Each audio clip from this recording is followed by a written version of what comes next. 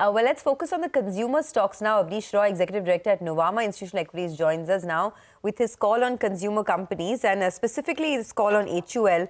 Abneesh, thanks a lot for joining in. Appreciate your thoughts here. I wanted to talk about HUL's recent commentary where they spoke about how the urban demand is resilient, but the rural demand is also showing some gradual improvement. So it looks like everything is coming together. Your thoughts on what this could mean for consumption companies over the next, say, 12 to 18 months, and what's your pick of the pack? Sure, thanks. Our current topics will be more urban-focused companies or where there is a leadership change which is driving a lot of transformation and where there is a correction in the key raw materials.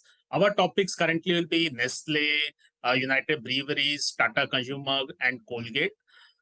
Coming to Hindustan Unilever, in Q3, we expect that the status quo will largely remain. Rural demand continues to remain a challenge for most of the companies, including HUL. So basically, there is also local player competition, which started, say, in Q2 in terms of the lower-end detergent and tea. That will continue for 1 or 2 more quarters. Also, the gross margins will dip a bit quarter on quarter. It will improve YOY. EBITDA margin and gross margin, but quarter-on-quarter slight dip will be there because if you remember initial Israel-Hamas crisis, the crude had jumped to 95. But in Q4, Hindustan Unilever will see expansion in margins. So Q3 bit muted, but in Q4, the margin recovery will start. And FY25, Hindustan Unilever should see positive pricing coming back. Q3, the pricing for HUL is likely to be slight negative and volume growth also muted. It will be a growth. So overall, currently, urban-focused companies are growing faster. Rural continues to remain a challenge for most of the FMCG sector. Paints and jewelry has seen a good Q3, good festival demand. So those are the companies which will do well in Q3. Abneesh, hi, morning. You mentioned United Breweries. You know, its stock's done nothing this year. It's been flat for the last 4. We had the management, the new CEO and MD with us 2 days back. And they basically told us that industry is growing at 5 to 7%. They should outgrow the industry. Premium segment will grow much faster, where they've kind of struggled.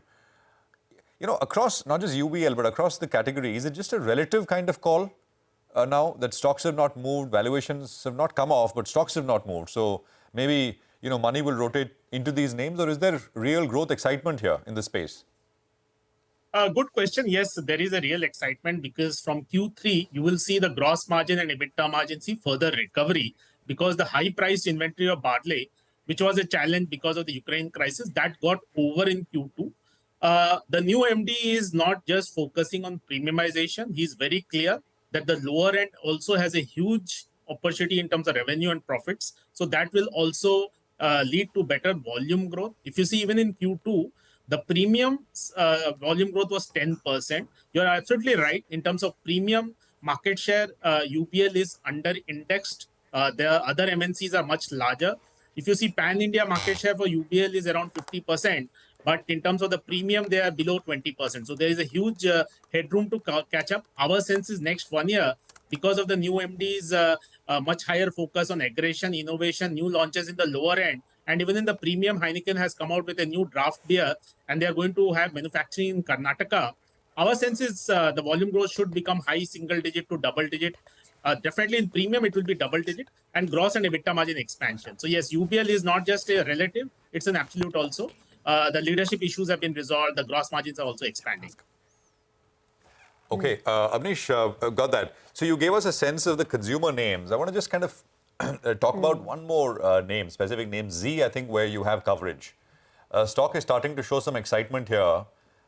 What are the next triggers? And, UBS a couple of days back had a call out where they said that sort of the broad thing was that they're not very positive on advertising revenue picking up. Not just for Z, they had, I think, Sun also as part of that note. But for Z, what's the big trigger? I mean, next 2 or 3 things which should work out if you have a positive view here. We are positive. I think the biggest trigger should be the still slight confusion on the merger in terms of who will be the CEO between Z and Sonia. I think discussions are on. I think that will be a near-term trigger, and we are seeing that the talks are happening. Media articles were saying that the breakup phase is there. As per our understanding the discussions are happening and it is going in the right direction. Coming back to your question, advertising clearly, if crude is at a 1-year low, that's good for advertising because FMCG companies will see expansion in margins. Q3, as I said, HUL and a lot of FMCG saw a temporary blip when the results come out.